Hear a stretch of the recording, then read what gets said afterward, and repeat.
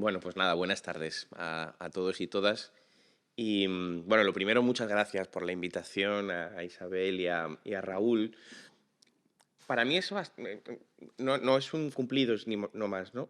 Para mí es como importante estar hoy aquí en Almería y en esta facultad. Yo creo que por varias razones que me gustaría compartir antes de la lectura.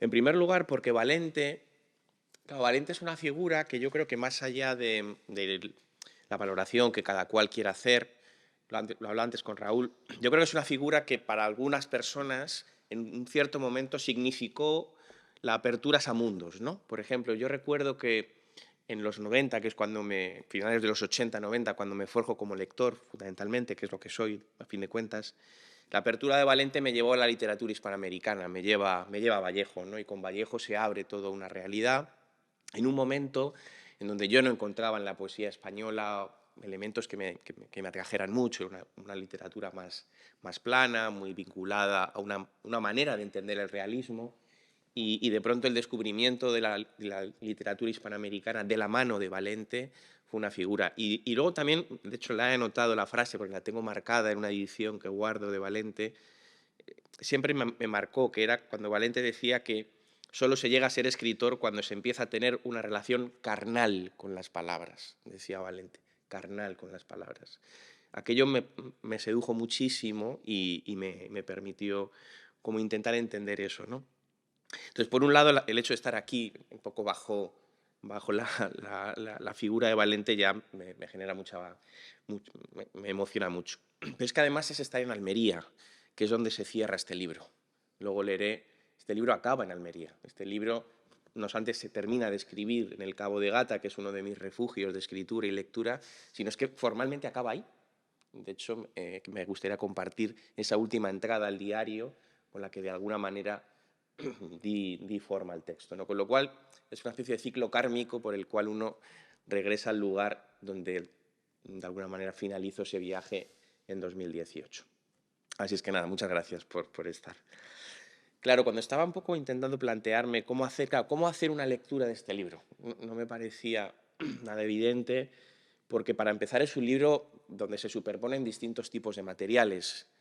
Por un lado hay unos materiales, vamos a decir, periodísticos, que no son de mi mano, son realmente fragmentos periodísticos de un acontecimiento que ya os ha anunciado Raúl y que ahora os presentaré para poder leer algunos fragmentos, y que por tanto tienen la textura propia de un lenguaje puesto al servicio de la comunicación y de la información y por tanto alejado de lo que sería mi sentir poético, ¿no? Para mí la poesía no es fundamentalmente un hecho de comunicación, sino un hecho de problematización de la lengua, ¿no? Con lo cual ya hay una primera capa de materiales textuales que para mí resultaban un desafío de cómo dialogar con ellos. Hay una segunda capa de materiales que son lo que llamaríamos formalmente poemas, pero que a su vez tratan de alguna manera de encarnar a personajes de los cuales ahora hablaré.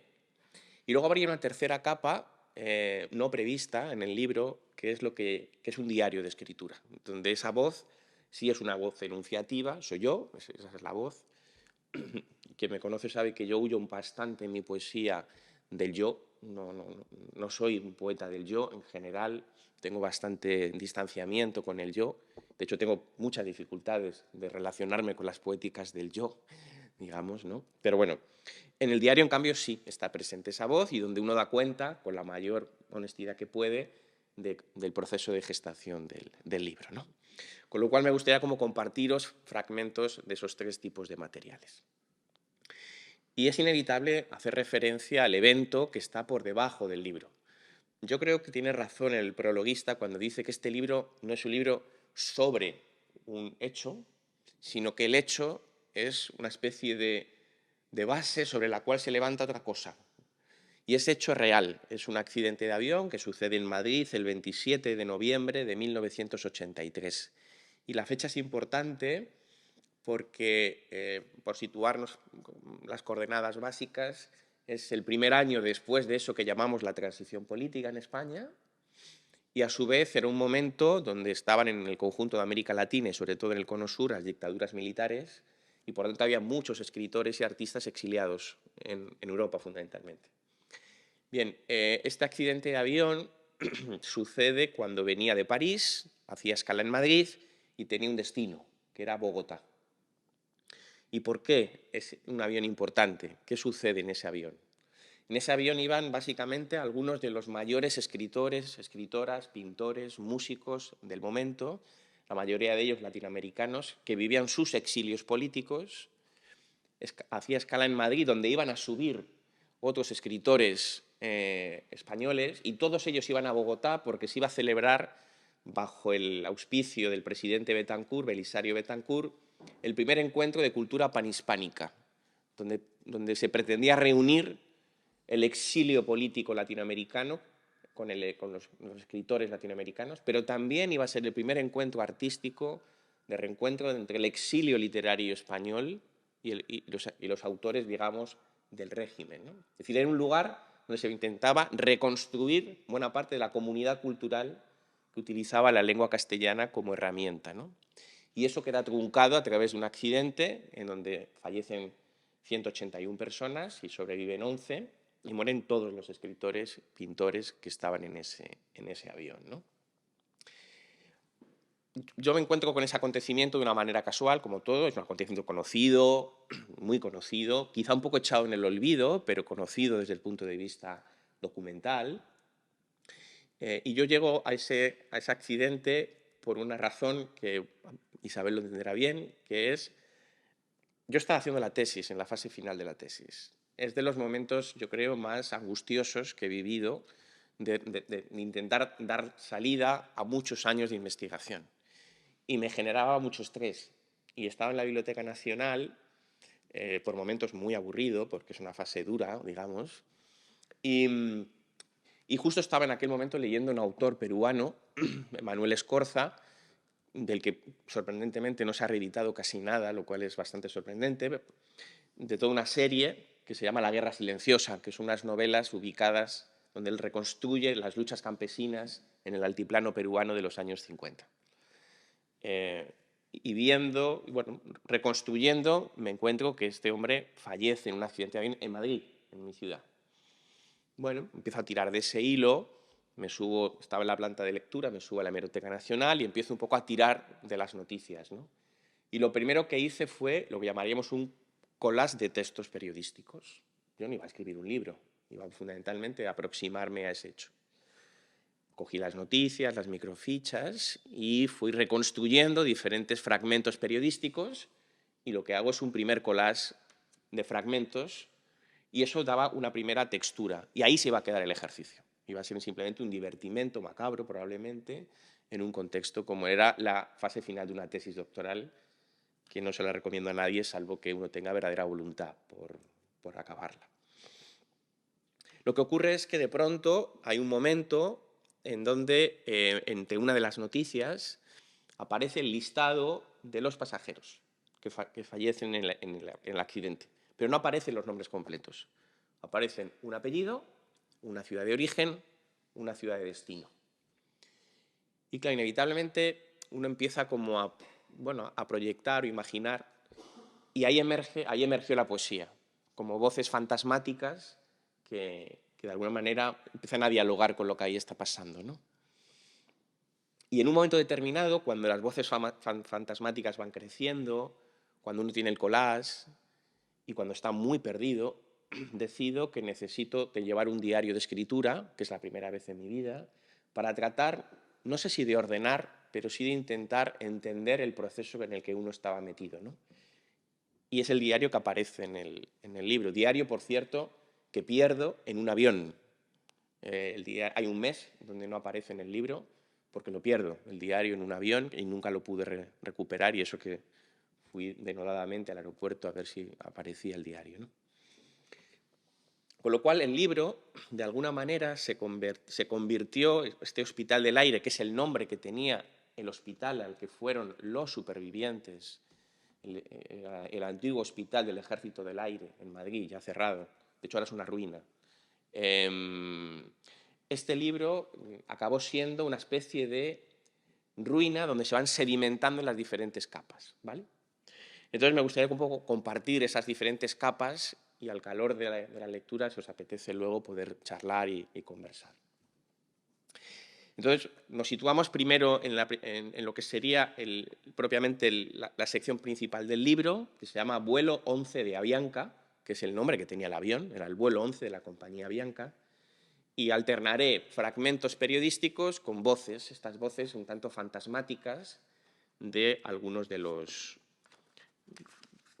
las personas que estaban en ese avión. Lunes 28 de noviembre de 1983.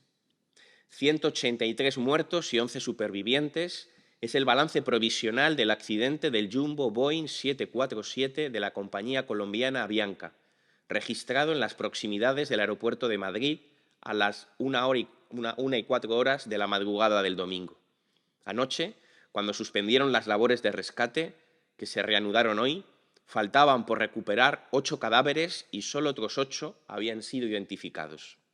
No se ha logrado establecer con certeza la causa de la catástrofe aérea, aunque informaciones oficiosas facilitadas por Avianca y el testimonio directo de uno de los supervivientes indican que el avión sufrió una pérdida de altura después de que se incendiara uno de sus 4 motores cuando volaba.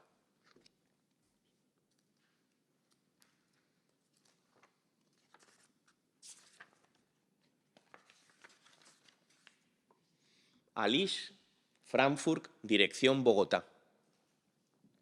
Conozco el libro de los hombres. Viene rondándome desde niña. Supe por primera vez de su existencia aquella tarde aciaga, entre empujones y cuchillos.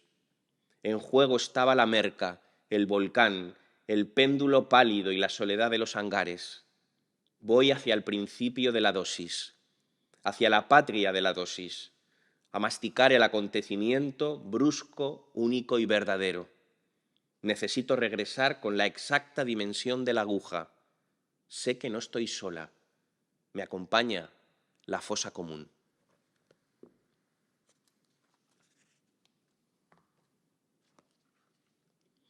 Costa, Frankfurt, dirección Bogotá. Estoy delante de un sedimento, de algo que se duele de sí, de una niña que vela el cadáver, de una templada calentura en las piernas, de un sembrado, un arrozal, un delta donde encalla el río manso, una articulada melodía tras la que se vuelven varones las mujeres y mujeres los varones. Estoy delante de la gaviota lamedora por el ansia, más allá del perdulario, de la espina que grita, de la muchacha que rompe a llorar porque le robaron el billete de huida, más allá de lo engüesado, más acá de la traición, más ahí de lo pequeño que es forma sutil de convocar a lo invisible. Estoy delante de una palabra que no consuela, que no ronda, que envenena con mentiras, que respira el mecanismo de los muertos. Estoy delante del no, del sí, del acaso, de cuanto no somos capaces de escarbar, de aquello que entretiniebla, del deseo que irrumpe en desamor, del desamor que arrastra soledades, de soledades que encierran la criatura de la angustia. Estoy delante de ti sin que lo sepas.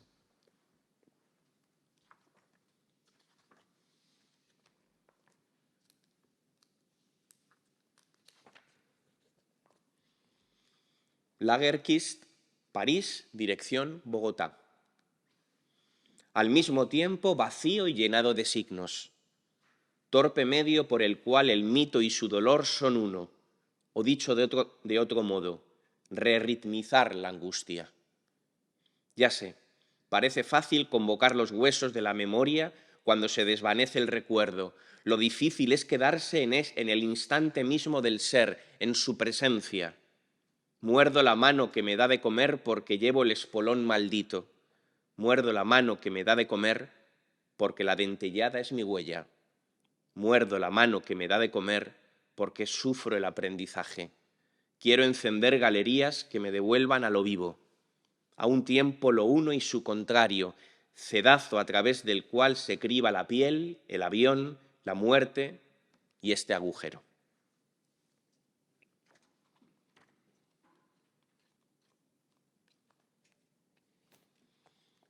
Lunes 28 de noviembre de 1983. Los escritores Manuel Escorza, Ángel Rama, Marta Traba y Jorge Ibargüengoitia y los pintores Jairo Tellez y Tiberio Vanegas, entre otros, fallecieron en el accidente aéreo del domingo. En las listas de pasajeros figura el apellido Sabater, sin que Avianca pudiera confirmar ayer el nombre. Todo parece indicar que se trata de la pianista catalana Rosa Sabater, quien debía desplazarse de Frankfurt a Bogotá vía Madrid y a quien le fue cambiado el billete a última hora por un Frankfurt-París-Madrid-Bogotá. El embajador español en Colombia manifestó ayer sus dudas sobre la inauguración del primer encuentro hispanoamericano de cultura al que asistían los fallecidos. Spinazzi, París, dirección Bogotá. Lugar imprevisible. En esta silla apoyada contra las criaturas, que no son criaturas, sino ansiedades embestidas. En este hogar perfilado por nadie, he decidido echar a perder lo derrotado.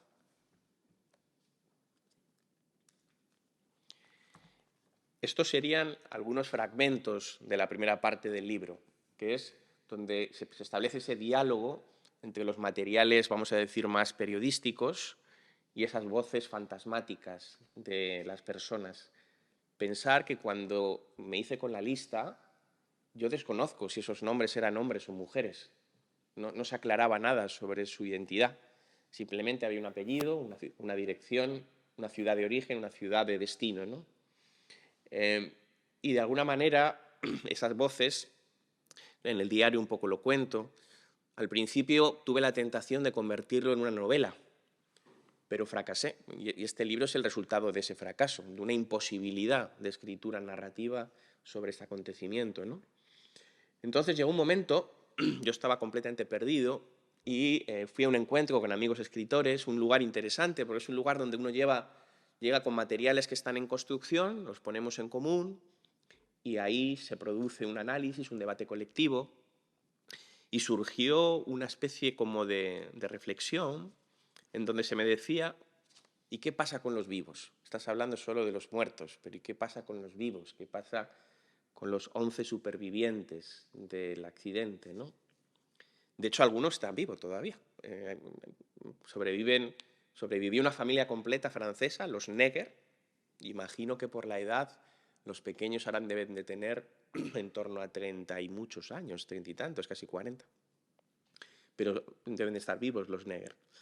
Y entonces, de aquel encuentro surgió esta idea de una segunda parte del libro que se llama La caja negra. Como sabéis, todo avión tiene una caja negra donde se supone que están las claves de lo que pudo pasar. Y luego también había una serie de autores claves. En concreto, me obsesionaron las figuras de Escorza, de Traba, etc., ¿no? Entonces me dispuse a trabajar esa caja negra con estos 5 protagonistas y luego esa sección, El sueño difícil, con los supervivientes.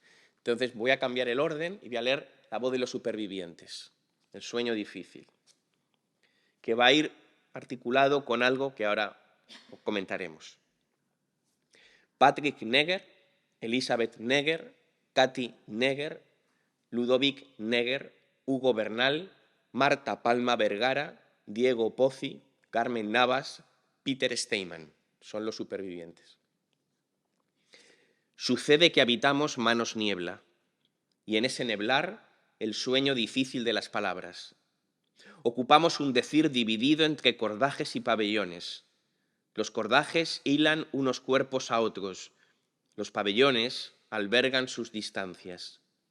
Todo busca como quien alcanza la punta del mundo y una vez allí no consigue recordar la rasante de sí mismo. Queda cegado por el útero del paisaje. Iniciaron este tiempo viejos dioses sin palabras, combatidos por mujeres que apenas podían cocer la yuca con sus manos.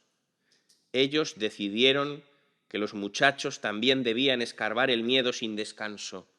¿Y cuál fue el fruto de sus designios? Una estirpe de amor y maldiciones, avanzando, hoy hacia ti. Escolio. Era un montón de chatarra desordenada en la que permanecían carbonizados los cadáveres de algunos pasajeros. A unos 200 metros de distancia se encontraban los restos del avión de Iberia que debía volar a Roma. El pronóstico del tiempo en el momento del accidente era de niebla con visibilidad reducida. Y en ese avance hemos asistido a la verdadera quebradura del habla. Es difícil advertir el significado metafísico de lo frágil. Primero se basta como perspectiva, luego como resaca. Después se va impregnando de justificaciones que mudan la caricia de la génesis y la madurez. Ser en voz, entonces, implica desleer la cambiante dimensión de la vida, y eso suele presagiar angustia. Despertar es morir, escribir es morir, su narración yacer en pálpito, habitar tras el temblor de cada vacío. Osnat viajaba hacia su hogar en Tel Aviv, vía Roma. Mi marido va hacia allí también, desde Ámsterdam. Estoy esperando comunicarme con él para decirle que me he salvado. Esta mujer que sale del infierno apenas muestra en el exterior rastros de la tragedia, si no fuera por unas pocas gotas de sangre ajena que salpican su jersey. Dice que cuando se acercó al mostrador de Iberia esta mañana para obtener su tarjeta de embarque, algo se le removió dentro. Lo presentía, lo presentía. Pero vacío es lo único que nos queda. Una vez estuvimos en el jardín de sílice de Ida Vitale. Había resaltado la entrada un verso de Girondo: a mí, la plena, íntegra, bella, a mí, hórrida vida. Todo se nos columbró más claro en su veladura. Semilla de todo, la palabra. Frecuencia de nada. Párpado inteligible que camina por la superficie del mundo. Gran sustancia del ser. Movimiento, cisterna blanca, pliegue empeñado hacia el estilo. Error fatal. Constancia que ronda conjuros para intranquilidad de los cautelosos. Algunas mujeres lloran desesperadamente. Ha llegado la noticia de que no se ha salvado nadie de Aviaco. Y otra, cuyo hijo viajaba en el de Iberia, estalla en un ataque de nervios cuando le dicen que el muchacho se ha salvado y está en la clínica de La Paz. Cuando llega un funcionario para dar nombres de supervivientes, insistiendo en que las noticias son todavía incompletas, los silencios pesan más que las palabras. Los parientes de aquellos a quienes no se nombra se pierden en el desamparo. Una semana después del accidente de Avianca sucedió este otro accidente, que es el de Aviaco, en la misma pista, prácticamente en la misma pista de aterrizaje. Año 1983. Este era un país por construir.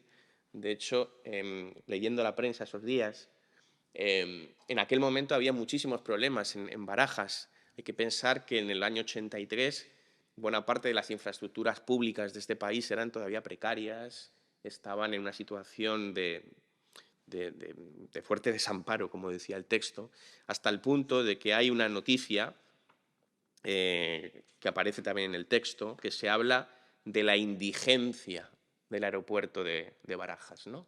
Por ser un aeropuerto peligroso desde el punto de vista del tráfico aéreo, ¿no? Bien, esta era como la segunda capa, ¿no? Esa voz de los supervivientes con ese otro accidente, ¿no?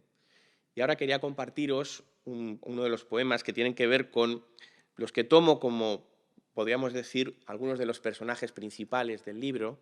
El libro, de alguna manera, se puede leer también de una manera incluso un poco novelesca, ¿no? No es narrativo, pero puede tener en un momento determinado, ¿no?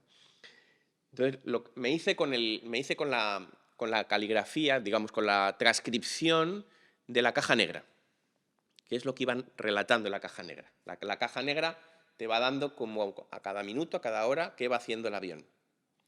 Y en una de las noticias aparecían algunos de los elementos descriptivos de la caja negra. Y entonces, en un momento determinado, coloco a algunos de los personajes en esos momentos de la caja negra. Y en concreto quería leeros el último momento, 1:03, 1:04 de la madrugada del 28 de noviembre, donde la caja negra de alguna manera señala: segundo impacto que condena el destino de la aeronave, y esto ya es una noticia de prensa, se vuelca hacia adelante, se despedaza, colapsa y se incendia, ¿no?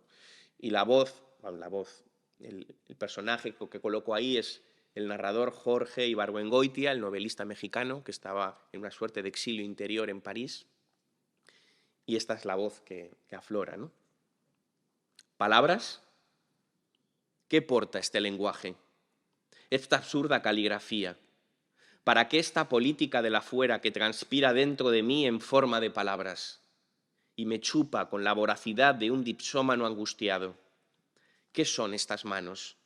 Estos brazos temblorosos. ¿Qué son acaso estas piernas desleídas en otro tiempo, flexibles y vigorosas? ¿Quién escribe en el avión? ¿De qué tiene miedo? ¿Para qué tantas imágenes? Tantas entre palabras. ¿Quién escribe cuando se escribe? ¿Qué se escribe cuando nadie escribe? ¿Qué te empuja a no parar de teclear el mundo? ¿Qué sabes tú del mundo? ¿Qué se te ha perdido a ti en el mundo si lo único que alcanzas a entrever es la periferia del ser, su extrema mediocridad en forma de epidermis? ¿Qué existe en la medianoche? ¿Qué existe cuando escribes? ¿Qué existe detrás del lenguaje? ¿Quién te observa? ¿Qué arrastra lo escrito cuando existe y cuando no existe? ¿Hasta dónde alcanzan las palabras en su decir y su existir? ¿Para qué dicen? ¿Qué dicen? ¿Cómo dicen? ¿Cuánto son capaces de capturar en su maldita inmanencia? Y la última sección, justo ya antes de pasar al diario, es una suerte de epílogo, que son tres fragmentos, dos fragmentos de noticias y una cita que de alguna manera da algunos de los elementos del libro, ¿no? Voy a leer el segundo de los fragmentos, que es muy breve, que hace mención a ese segundo accidente. Fijaos, 28 de noviembre de 1983, accidente del vuelo 11 de Avianca. 7 de diciembre de 1983, apenas una semana después del accidente de Avianca, chocaron en el aeropuerto de Barajas un avión de Iberia con destino a Roma y una aeronave de Aviaco que partía a Santander. 100 muertos fue el resultado de aquel siniestro. Y entonces aparece una cita que para mí me marcó cuando la leí y después lo podemos conversar porque yo creo que es de Wallace Stevens, que decía: lo real es solo la base, pero es la base. Pero es la base. Y es algo que, bueno, incluso yo creo que es algo que nos une mucho, yo creo, a Raúl y a mí en la manera de entender la literatura, ¿no? Es solo la base, efectivamente, es solo la base. Afortunadamente podemos desplazarnos hacia otros muchos lugares, pero es la base, ahí hay una base, ¿no? Y yo creo que esto es algo que yo por lo menos descubrí fundamentalmente con la literatura hispanoamericana, que también lo podemos hablar mucho. Y este, a mi manera, es un pequeño homenaje a la literatura hispanoamericana, ¿no? Y luego está el diario de escritura.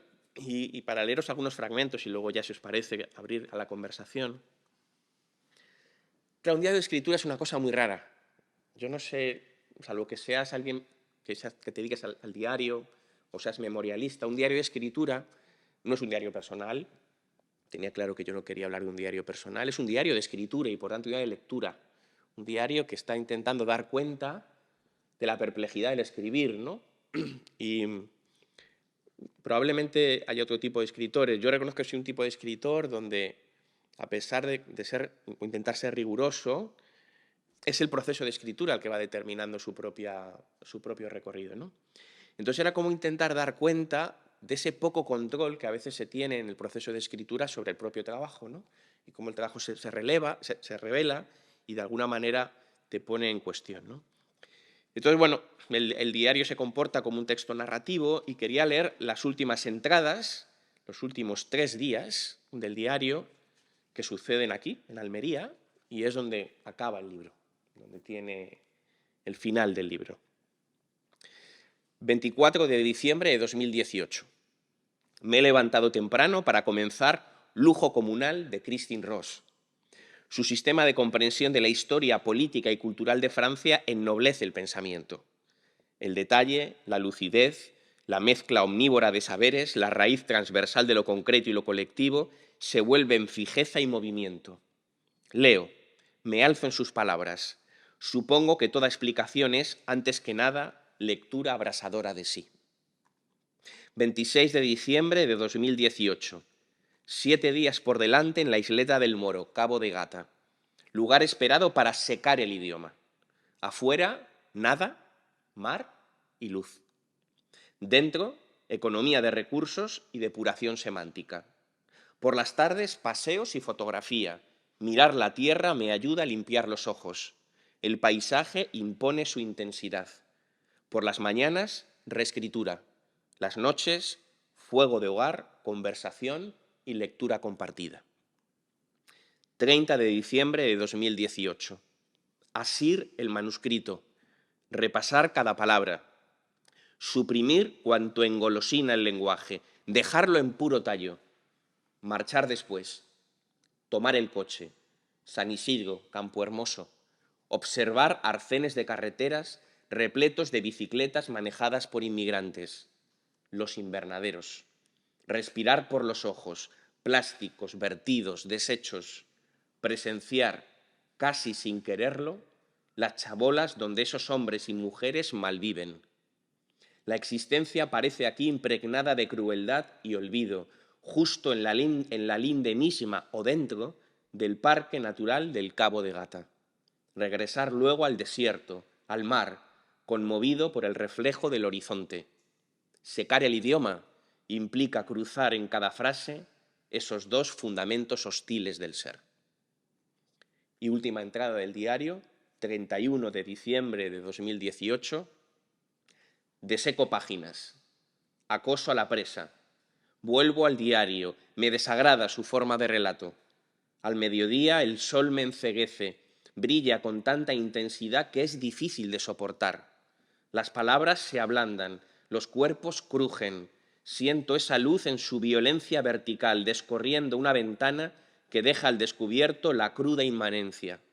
Llega entonces la sucesión del teclado, el vis a vis de su rostro casi definitivo. Hasta aquí he llegado, me dice. Poco más puedo decir. El libro no está en mí. El libro tiene ya una vida en el afuera. Él sí sabe quién es. Yo, en cambio, no. Salgo a la calle. Junto a una de las riberas del pueblo hay barcazas y arreos de pesca encallados, descoloridos por el desuso. Miro hacia la playa del Peñón Blanco. A lo lejos se intuyen palmeras y un árido arroyo de cañaverales. Me imagino al caudillo berberisco Mohamed Arraez de pie, justo en el mismo lugar donde ahora me encuentro. La claridad encala los montes pelados. Vayamos allí a tirar fotos al pueblo minero de Rodalquilar, dice Ainhoa. Y hacia allí nos encaminamos. La única comala que conozco. Recinto de un antiguo asentamiento abandonado poblado de espíritus. Son ruinas aferradas a la tierra. Deambulo entre sus calles. Examino las picaduras del tiempo. Y pienso en Hospital del Aire, en aquello cuanto no fui capaz de escribir, en los muchos espectros que quedaron sumergidos todavía bajo sus páginas. Y al final me digo que resultó ser un libro no sobre el lenguaje o la historia, sino sobre fantasmas. Solo sobre fantasmas. Nada, gracias.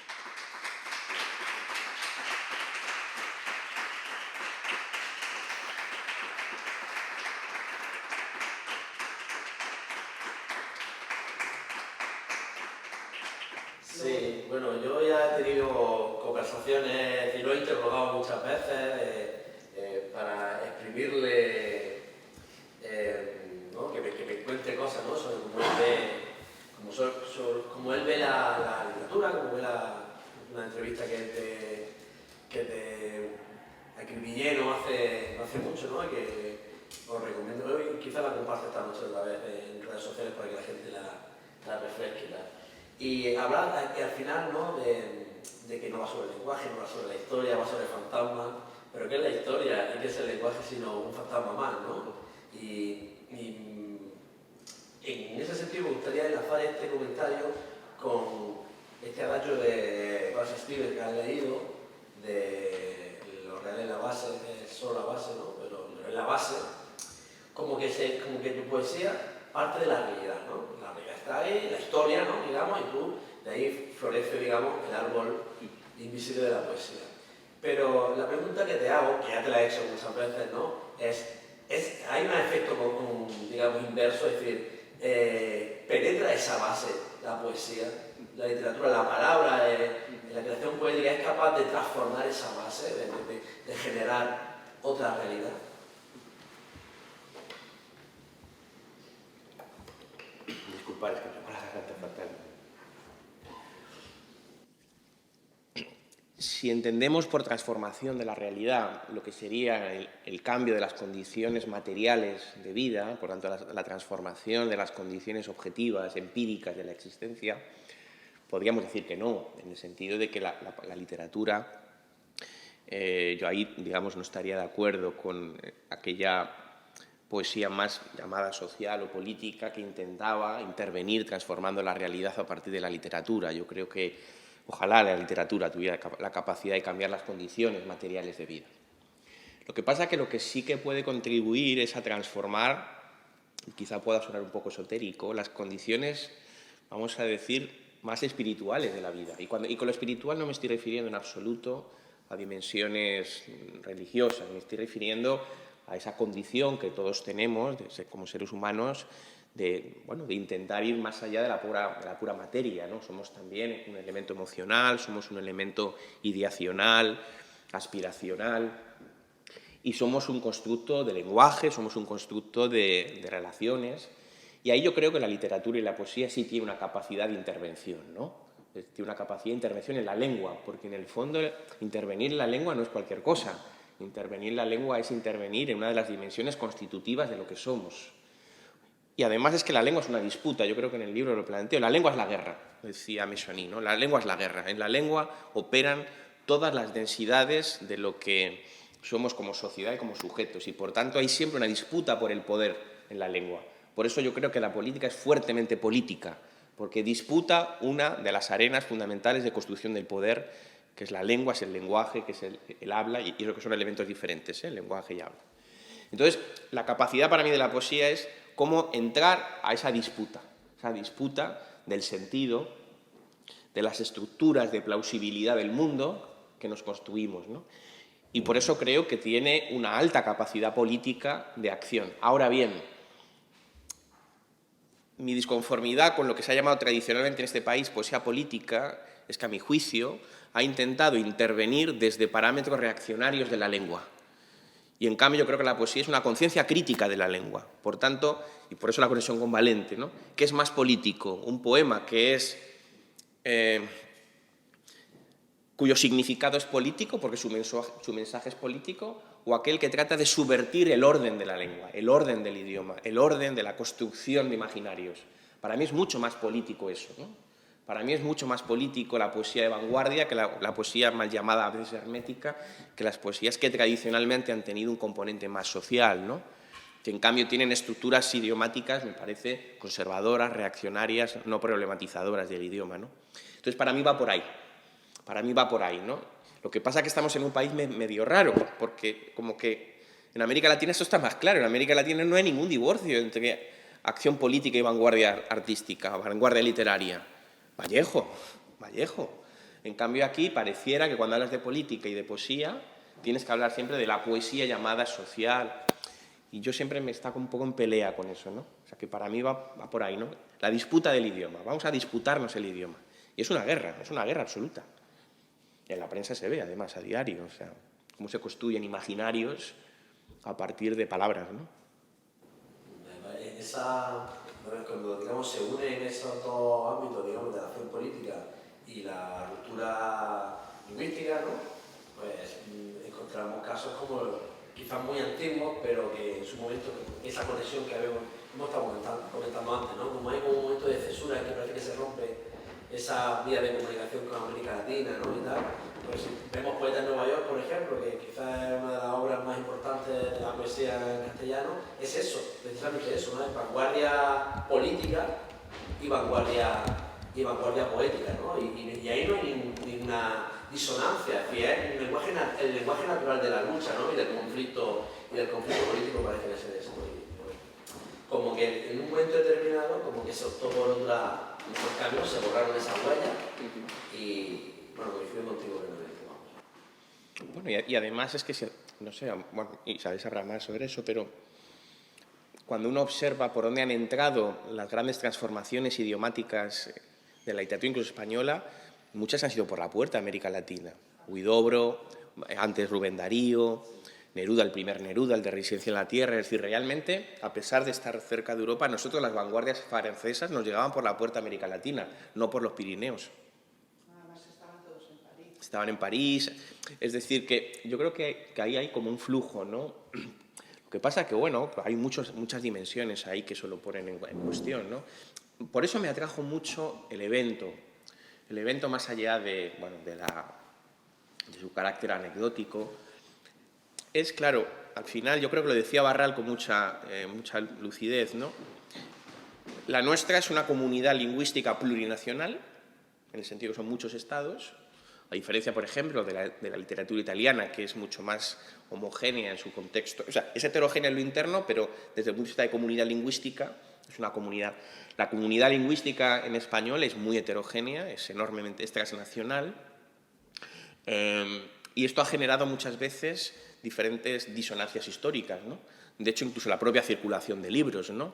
Muchos autores latinoamericanos querían publicar en editoriales españolas para poder ser leídos en América Latina, porque no fluían los libros. Si tú publicabas en editorial ecuatoriana, ese libro no iba a llegar a México.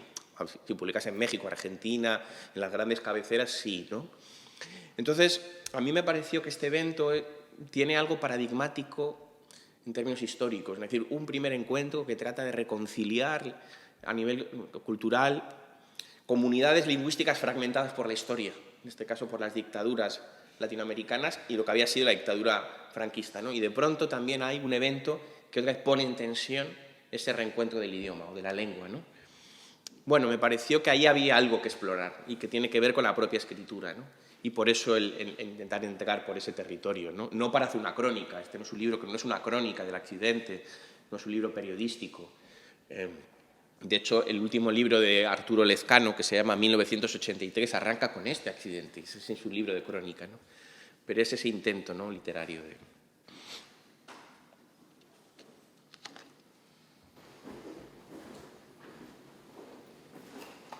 Yo quería hablar, bueno, de muchas cosas. Es que tengo muchas cosas subrayadas.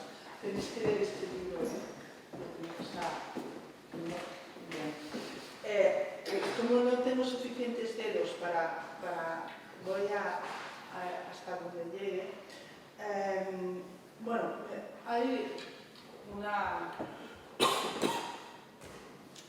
hay otra de las bases que veo yo como, perdona que te dé las palabras, como base, es el habla de los muertos, ¿no? Que ahí está Comala, que conoces, de Guadalquivir, ¿no? Y ahí está Rulfo, al que dices que quieres leer, y ahí está todo. Esa manera de plantear esa polifonía me parece muy interesante, ¿no? Como también incluso eso, las voces de los vivos y de los muertos, ¿no? Y que el lector decida hasta qué punto, porque claro, algunos de esos muertos son escritores, con lo cual sus voces nunca mueren. Entonces es un juego que me parece interesantísimo. Luego hay una cuestión formal en la que me detuve y es lo de los dos puntos. Los dos puntos me parecen como puertas que se abren a cráteres constantemente y es como llegan a aparecerme una palabra que se repite, ¿no? Como que abres una ventana y abres una ventana que luego más adelante aparece cuando hablan Sforza o que empiezas, por ejemplo, el lenguaje y vas repitiendo la palabra, ¿no? Esa repetición, esa literación, no sé si tiene conexión con esa manera de puntuar que me parece tan acertada, porque no sé si son las ventanillas del avión o qué es, pero esos dos puntos constantes que es como una respiración, ¿no? Como cuando vemos Paradiso de Lezama, vemos el asma, ¿no? Y está ahí el pobre José Cemí asmático, pues aquí esos dos puntos son como, no sé qué son esos dos puntos, pero me han hecho detenerme muchísimo, me han hecho pensar si era la respiración de esas, bueno, esa era. Luego, dentro también de la forma, en la página 107, y que tiene que ver, porque aquí están las vanguardias. Tú dialogas también con esas vanguardias, dialogas con Vallejo, dialogas con Huidobro, con Girondo, te digo Girondo, ya sé que es Girondo, pero lo catalanizo. Por ejemplo, en la página 107, ¿cómo se caen esos granos de arena? ¿No? Esas imágenes, qué visual es también, ¿no? Y en varios momentos del libro. Bueno, otra cuestión, son anotaciones, ¿sabes? No son grandes.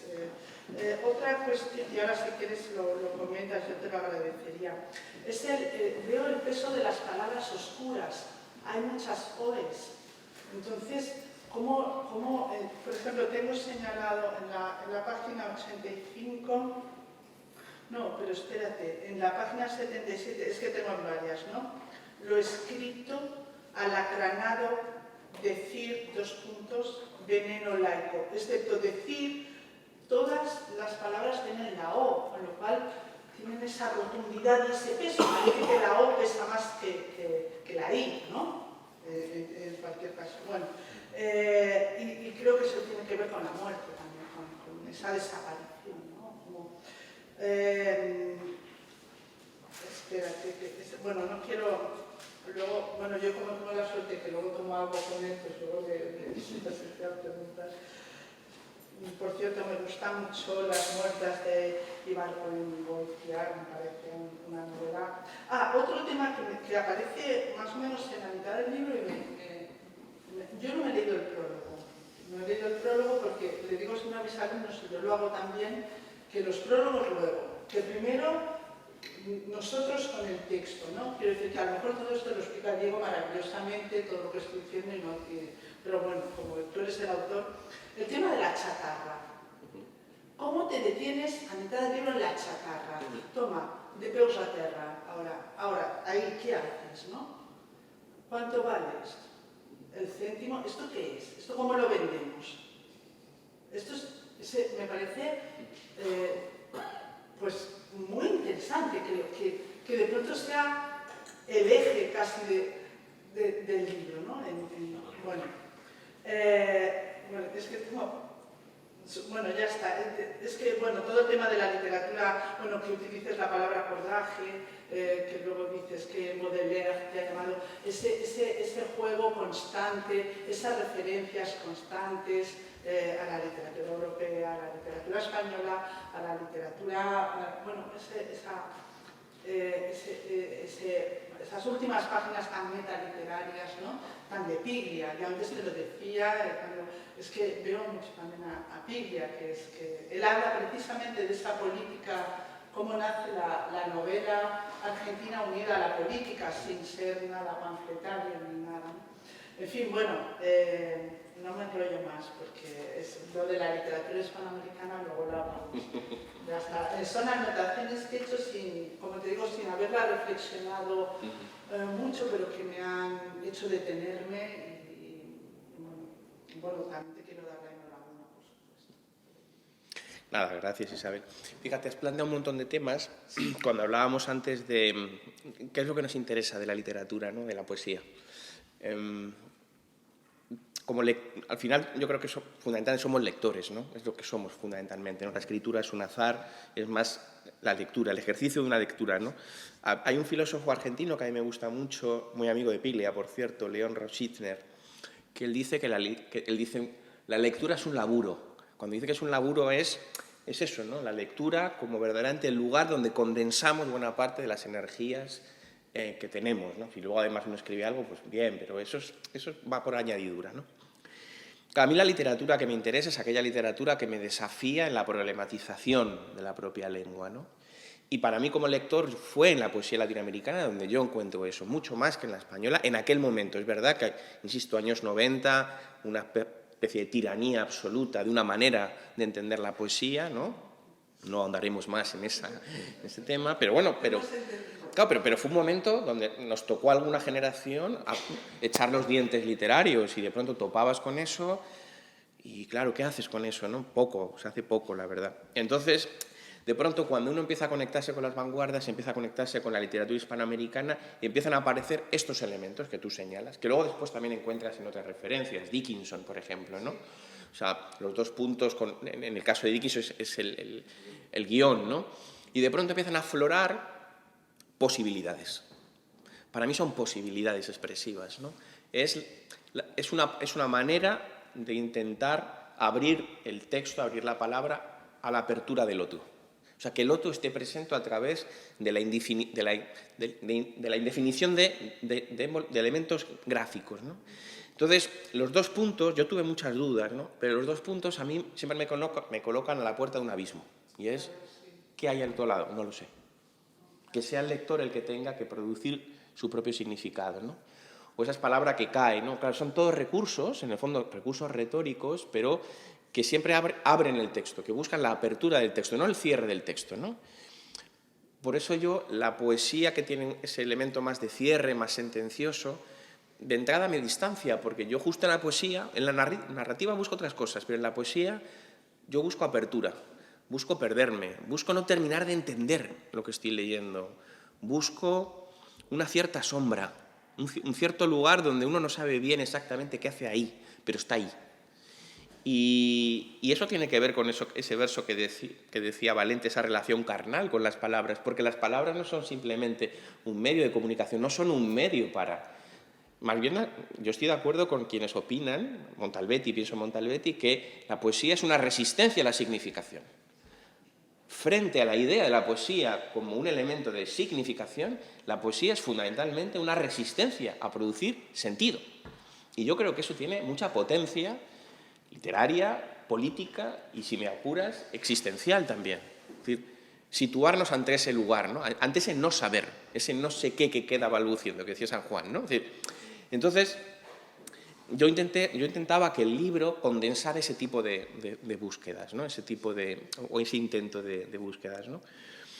Luego planteabas también lo de esa sombra de Rulfo. A ver, Rulfo para mí tiene una cosa, es un poco manual de autoayuda, pero cuando uno tiene un texto, yo siempre cojo a Rulfo y digo, venga, vamos a... Es como una lija, Rulfo es como una lija, o sea, hay que entenderlo, es un autor que usas como una lija. Tú tienes un texto que está plagado de lugares comunes, es un borbotón, en mi caso, bastante precario, y de pronto lees inmediatamente a Rulfo, le cepillas todo lo que sobra y lo que te queda, si lo que te queda es algo que medianamente se puede leer, algo podrá merecer la pena. O sea, es una especie de unidad de medida a través de la cual uno depura el lenguaje. Yo digo Rulfo porque es el autor que yo uso más para ese tipo de trabajo. Tú puedes utilizar cualquiera, ¿no? Entonces, claro, a mí me ayudan, esos autores latinoamericanos me ayudan a hacer todo ese elemento, ¿no? Y luego también, claro, planteabas otra cuestión que para mí es importante y que tiene mucho que ver con, claro, la poesía como un lugar donde puedes intentar condensar diferentes capas, no de sentido, sino de exploración de la lengua, que no digo que no te permitan otro ámbito narrativo, otro ámbito literario. Seguramente la narrativa te lo permite y el ensayo también. Pero en la poesía, como además lo tienes que hacer de forma condensada, no tienes escapatoria. No tienes escapatoria. Te lo estás jugando en cada verso, en cada frase, y por tanto estás colocado ante una situación de tensión permanente y en el fondo, si uno lo hace con honestidad, caben pocas trampas. Si lo haces con honestidad, claro, si juegas a una poesía, ¿no? que busca más el efecto, ¿de acuerdo? Pero entonces, claro, todas esas dimensiones a mí yo quería que estuvieran presentes, ¿no? Y además quería hacerlo en diálogo con la historia. Porque, claro, en diálogo con la historia, ¿no? Porque parece que la historia es el lugar del ensayo, es el lugar de la novela, es el lugar de... Y no tanto el lugar de la poesía, ¿no? Porque parece que la poesía siempre es el territorio de la subjetivación, el territorio de la individualidad. De pronto, vértelas con la historia desde ese lugar, ¿no? Y ver qué ocurre. Y es un poco la búsqueda, o el intento de búsqueda del libro, ¿no? Entonces, sí, todos esos temas formales que planteas, yo creo que son temas que no son solo formales, son constitutivos, ¿no?, de la lengua poética, ¿no? Sí, es que el entender que en poesía no solamente es una cuestión de significado, sino una cuestión de enunciación del propio lenguaje y de los propios signos, ¿no? Porque la poesía moderna está en el libro, básicamente, ¿no? Entonces, cada coma, cada punto, cada espacio en blanco tiene su propia agenda de significado, ¿no? Porque no sé si es sentido o sin sentido, pero que aporta, digamos, y construye el camino del poema. Y en ese, claro, he seguido tu trayectoria, por ejemplo, aquí en este todo está en todo esa, ¿no?, capacidad, digamos, visual de construir el poema, de situar poemas enfrentados unos con otros, tal, de una palabra separada, ¿no? Todo eso tiene un sentido, aunque un sentido poético, ¿no?, me refiero, no que sea un significado que haya que traducir y que sea un jeroglífico a descifrar, ¿no? Yo creo que eso tiene que ver también, porque no lo hemos dicho, pero este hombre que es muy polifacético también es artista plástico, ¿no? Entonces esa manera de enfrentar el lenguaje y el texto también como si fuese eso, ¿no? Como si fuese un cuadro, como si fuese una unidad visual de significado poético, ¿no? Entonces esos dos puntos, claro, no son casuales, no es que todos los puntos, porque como tiene que hablar el personaje, no, sino que hay una intencionalidad ahí, semántica, ¿no?, poética. Y me parece que, bueno, que eso también está muy logrado y eso lo enseñaron las vanguardias al final, ¿no?, también, y de ahí se ve. No, y también lo que decíais de la historia, tú lo tratas aquí, es que he buscado, porque lo tengo también subrayado, y cómo lo conectas, porque también hay, bueno, la intertextualidad, etcétera, y el guiño a los otros géneros, porque esto es poesía, y es narración, y es ensayo, y es... porque, por ejemplo, me gustó mucho uno de mis autores favoritos en lengua española del siglo XX es Juan Marsé, ¿no?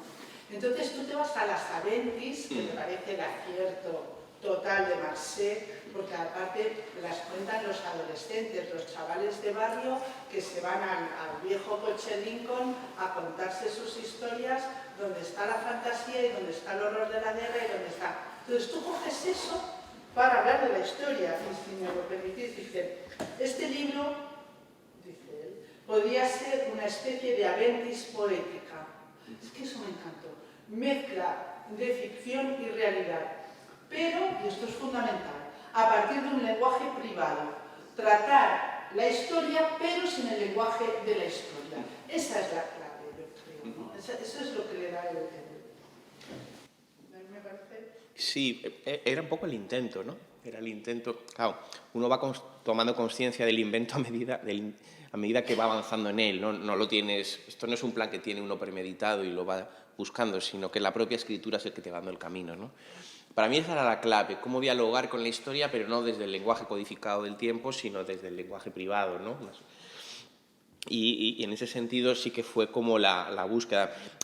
No aparece en el diario, pero cuando ahora lo leo me di cuenta que aquí por detrás probablemente esté también un libro que a mí me marcó mucho en mi formación lectora, que era Suicidios y otras muertes, de Alfonso Costafreda, que fue un autor que a mí en un momento determinado me abrió como, bueno, no sé, como que me parecía muy raro que fue un autor español escribiendo, por cierto, amigo de Valente, porque yo creo que estuvieron juntos en Ginebra, ¿no?, como traductores.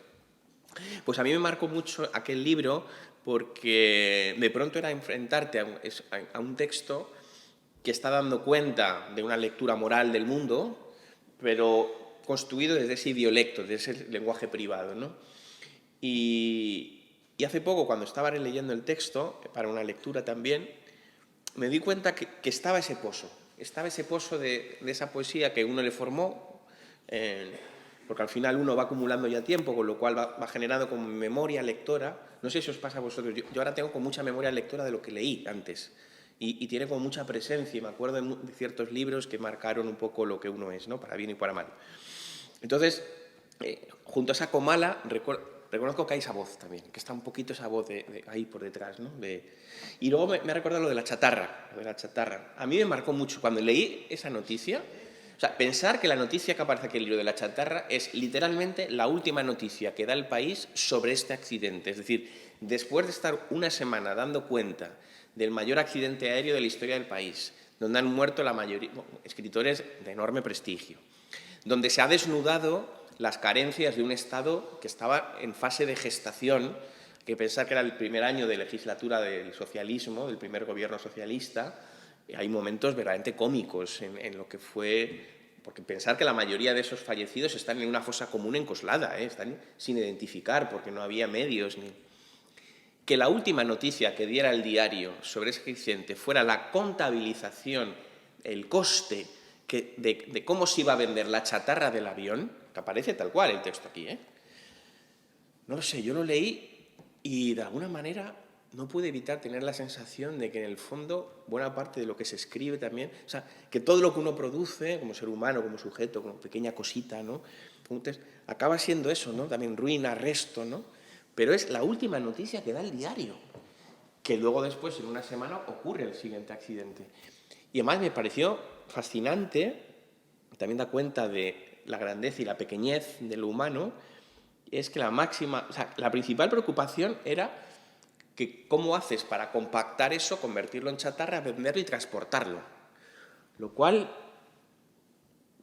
no quiero que suene pedante, pero era hasta dónde nos ha llevado este mundo que habitamos, que llamamos capitalismo, como queramos llamar, que lo último en lo que se piensa públicamente cuando ha ocurrido una situación como esta es en la compraventa de lo último que queda, que es la chatarra del accidente. No sé, me pareció que ahí se condensaban muchas de las cuestiones del humano y de lo histórico en algo tan pequeño como la chatarra, ¿no? Muchas gracias. Nada.